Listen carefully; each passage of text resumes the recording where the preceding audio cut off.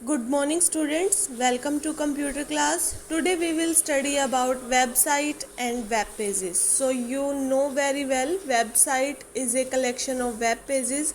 Website क्या होता है? कलेक्शन होता है वेब पेजेस का जो कि डिजिटल फाइल्स होती हैं जिसको हम HTML में लिखते हैं. And in the last standard or in the 8th standard you studied about HTML and you created web pages from the HTML code. From a website is to be available to the everyone in the world at all the time. So lots of websites are available on the internet in this time and it is hosted by someone. किसी के द्वारा host की जाती है and particular server से ये आपके internet पे इंस्टॉल की जाती है, डाली जाती है. After that you can use that website. तो such a computer is known as the web server. वो आपका वेब सर्वर कहलाता है जिस कंप्यूटर से वो वेबसाइट होस्ट होती है. All right,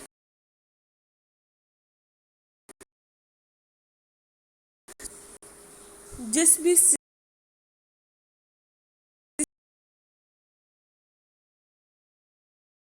and the web pages of the website R link together.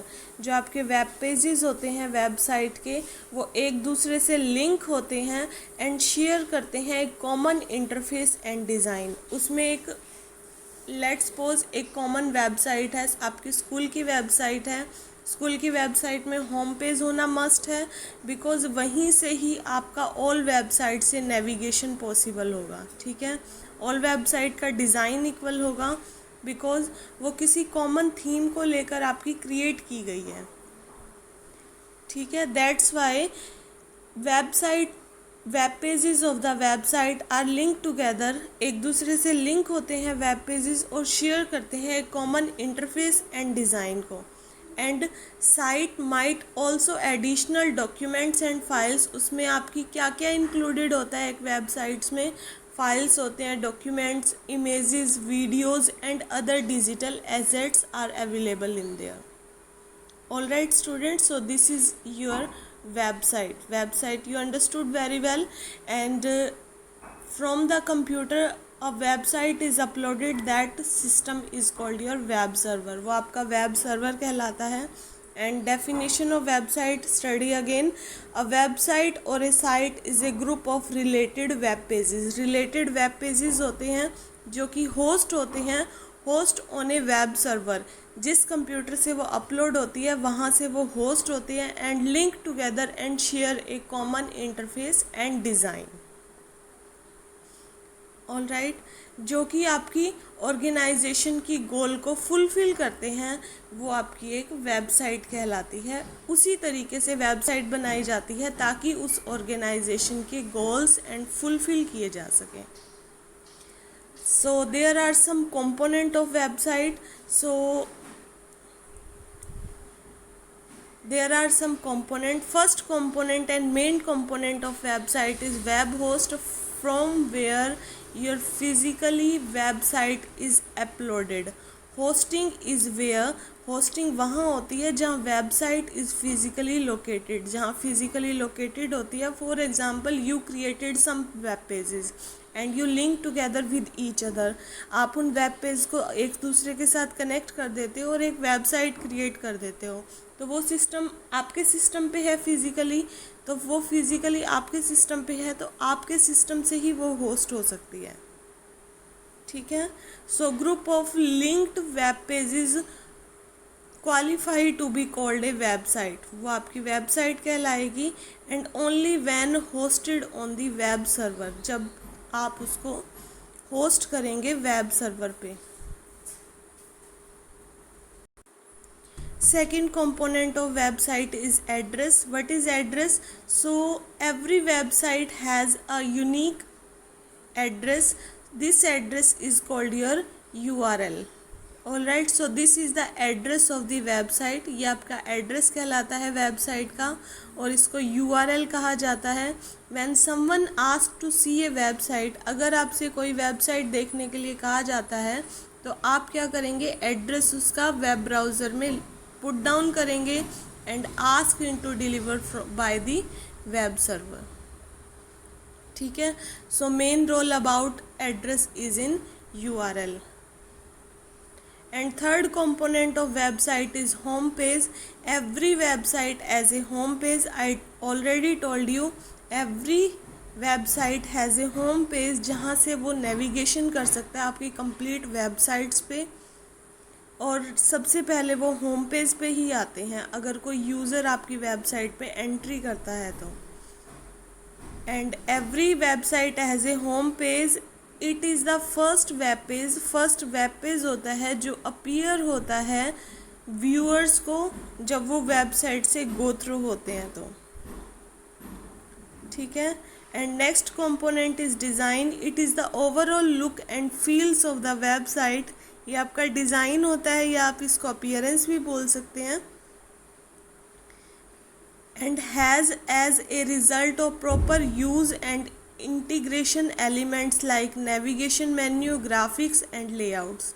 यहाँ पर आपका नेविगेशन मेन्यूज़ होगा, ग्राफिक्स होंगे और लेआउट्स होगा.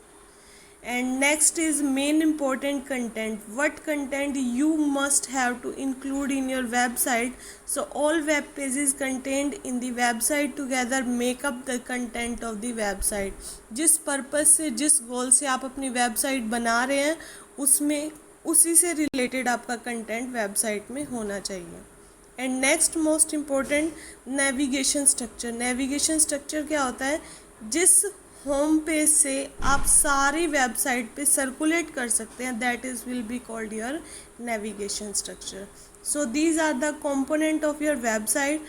So you have to learn each and every component with the definition and terminologies comes in the website. Alright, so in the website you have to learn what is website and what is web server and who hosts the your website. So next will be what is web page. So you know very well web pages are the digital document. Digital document होते हैं जो कि आपके world wide web पे available होते हैं. So I already told you world wide web क्या होता है? आपका कलेक्शन होता है वेब पेजेस का. ऑल राइट, एंड ये आपके डिजिटल डॉक्यूमेंट होते हैं and viewable by anyone connected to the internet. जो भी आपका इंटरनेट पे अवेलेबल है वो सब वेब पेजेस को देख सकते हैं. It contain such type of information like text, colour, graphics, animation, video, sound, lots of content you can include in your web page. Two terms comes in your web page. आपके web page में दो terms आती हैं. First is your hypertext and next is your hyperlink. ये तो आपकी web page की detail थी. इसके साथ आपको ये दो कंटेंट रिमेंबर रखने हैं कि हाइपर टेक्स्ट क्या होता है और हाइपर लिंक क्या होता है. तो हाइपर टेक्स्ट वो होता है जिस टेक्स्ट पे क्लिक करके आप किसी अनदर वेब पेज पे डाइवर्ट हो सकते हैं. तो वो हाइपर टेक्स्ट कैसा हो सकता है? वो टेक्स्ट की फॉर्म में हो सकता है, वो ग्राफिक्स की फॉर्म में भी हो सकता है, साउंड, इमेज, वीडियो, हाइपरलिंक, इन किसी भी फॉर्म में हो सकता है. मीन इस पे आप क्लिक करोगे तो आपका लिंक एक्टिवेट हो जाएगा. ऑल राइट, एंड हाइपरलिंक क्या होगा? जिस टेक्स्ट पे या लिंक पे क्लिक करके आप किसी अनदर फाइल पे डाइवर्ट होते हो, that will be called your link, hyper link. So you have to remember both these definition. One term come here. What is the difference between website and web portal? Web portal क्या होता है और website क्या होती है? You already studied about the website. website में collection होता है web pages का, and web portal क्या होता है? जो आपको single page पे all services provide करवाता है. ऑल राइट, अगर सिंपल डेफिनेशन में पूछें तो पोर्टल क्या होता है? वेब पोर्टल जो आपको सिंगल पेज पे ऑल सर्विसेज प्रोवाइड करवा सके. Here it is your definition. For a user a portal is the entry point for using other services. अगर आपको सर्विसेज यूज़ करनी है किसी एंट्री पॉइंट पे तो आप वेब पोर्टल का यूज़ कर सकते हैं. And website on the other hand provide some specific type of, एक पर्टिकुलर इन्फॉर्मेशन आपको वेबसाइट पे मिलती है and all services are available on the web portal. So you have to see difference between web portal and websites. And next is web browser. Web browser आपका एक program है that tells you visit the different sites on the net, जो कि आपकी, अगर आप web browser नहीं है आपके पास तो आप इंटरनेट पे विज़िट नहीं कर सकते, आप इंटरनेट पे वर्क नहीं कर सकते। हालांकि आपके सिस्टम में इंटरनेट अवेलेबल हो फिर भी आप नहीं काम कर सकते। So you must have to download any web browser from your internet and by default internet explorer will be uploaded on your system. So when you go on the web browser, so you have to know some URL address on the website. After that you can go on your internet. So definition, web browser एक आपका programme होता है that let you visit different sites, जो आपको visit करने देता है different sites पे इंटरनेट पे जो डिस्प्ले होगा offering your on computers. So we will continue it later. So thanks for today. Have a good day.